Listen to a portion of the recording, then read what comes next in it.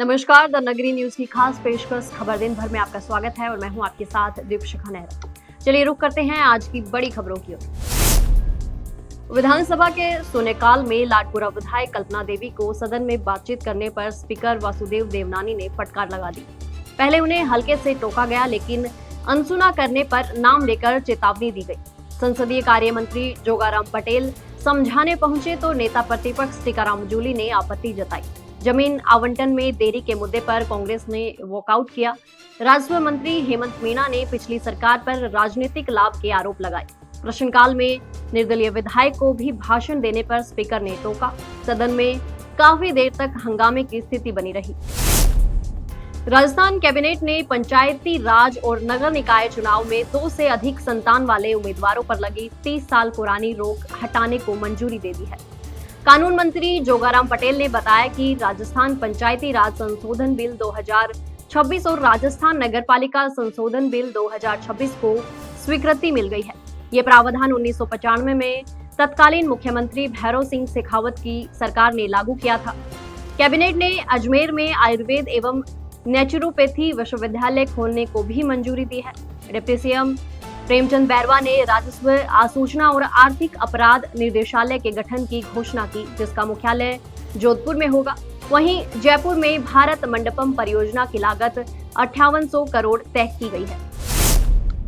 मुख्यमंत्री भजनलाल शर्मा ने कहा कि किसी भी राजनीतिक दल की हार जीत उसके कार्यकर्ताओं पर निर्भर करती है। प्रदेश बीजेपी कार्यालय में आयोजित पंडित दीनदयाल उपाध्याय प्रशिक्षण महाअभियान 2026 की प्रदेश स्तरीय कार्यशाला को संबोधित करते हुए उन्होंने कहा कि कार्यकर्ता में दायित्व बोध से व्यक्तित्व निर्माण होता है और व्यक्तित्व निर्माण से राष्ट्र निर्माण को बल मिलता है। बीजेपी प्रदेश अध्यक्ष मदन राठौड़ ने कहा कि प्रशिक्षण का उद्देश्य राष्ट्र के सर्वांगीण विकास में कार्यकर्ताओं की सक्रिय भागीदारी सुनिश्चित करना है। अभियान के राष्ट्रीय सह संयोजक एवं खजुराहो सांसद विष्णुदत्त शर्मा ने बताया कि 7 मार्च से 15 अप्रैल तक देश भर में प्रशिक्षण कार्यक्रम चलाया जाएगा। जयपुर स्थित हाईकोर्ट जयपुर पीठ को मंगलवार को फिर बम से उड़ाने की धमकी मिली। धमकी भरा ईमेल जजों और स्टाफ के नाम भेजा गया, जिसमें दोपहर 1:30 पर 18 बम धमाकों की चेतावनी दी गई थी। सूचना मिलते ही पुलिस, बम निरोधक दस्ता और डॉग स्क्वाड मौके पर पहुंचा तथा हाईकोर्ट और चैम्बर सहित पूरे परिसर की सघन तलाशी ली गई। कोई संदिग्ध वस्तु नहीं मिली। पिछले वर्ष 31 अक्टूबर से अब तक ये 11वीं धमकी है, जो हर बार फर्जी साबित हुई है। इस महीने भी ये 5वीं धमकी है। हालांकि आज सुनवाई प्रभावित नहीं हुई और कोर्ट सुबह 10:30 बजे तय समय पर शुरू हुआ। प्रदेश में बढ़ती बस हड़ताल को लेकर नेता प्रतिपक्ष टीकाराम जूली ने सरकार पर तीखा हमला बोला है। उन्होंने आरोप लगाया कि निजी बस ऑपरेटरों पर लगातार चालान और जब्ती की कार्रवाई से परिवहन व्यवस्था चरमरा गई है। रात के समय महिलाएं और बच्चियां बसों में फंसने को मजबूर हो रही हैं। जूली ने खाटू श्याम जी मंदिर मेले की व्यवस्थाओं पर सवाल उठाते हुए कहा कि लाखों श्रद्धालुओं के बावजूद प्रबंधन विफल रहा। उन्होंने आरोप लगाया कि 28 तारीख को प्रधानमंत्री की रैली के लिए बसें उपलब्ध हो जाती हैं, लेकिन आम जनता के लिए समाधान नहीं निकलता। उन्होंने शिक्षा, पर्यटन और उद्योग विभाग की योजनाओं में बजट खर्च कम होने पर भी सवाल उठाया और तुरंत समाधान की मांग की। राजस्थान के पश्चिमी हिस्से से सर्दी की विदाई हो चुकी है और प्रदेश में गर्मी का असर बढ़ने लगा है। अधिकांश इलाकों में अधिकतम तापमान 36 डिग्री सेल्सियस से ऊपर पहुंच गया है, जो सामान्य से 2 से 5 डिग्री अधिक है। मौसम विशेषज्ञों के अनुसार मार्च के पहले सप्ताह और होली के दौरान गर्मी और तेज हो सकती है। एंटी साइक्लोन बनने तथा पश्चिमी राजस्थान में हीट वेव चलने से तापमान 40 डिग्री तक पहुंचने की संभावना है। मंगलवार को बाड़मेर में सर्वाधिक 36.3 डिग्री तापमान दर्ज हुआ। जयपुर में अधिकतम 30.5 डिग्री और न्यूनतम 17.2 डिग्री रहा। वहीं बीकानेर में न्यूनतम तापमान 19.4 डिग्री दर्ज हुआ। उच्च शिक्षा संस्थानों में भर्ती को लेकर नई बहस शुरू हो गई है।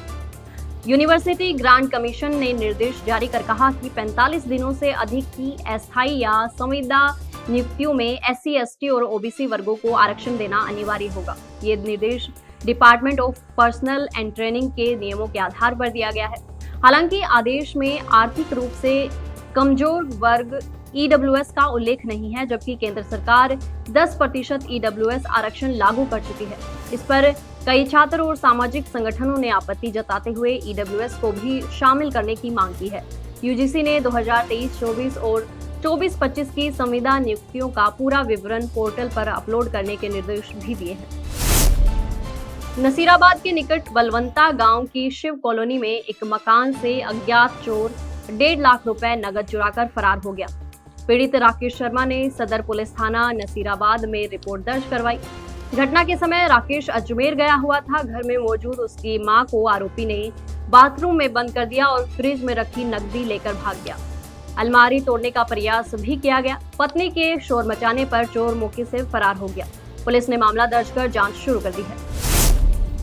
बिछीवाड़ा थाना पुलिस ने हाईवे पर डकैती की योजना बना रहे 4 आदतन अपराधियों को गिरफ्तार किया है।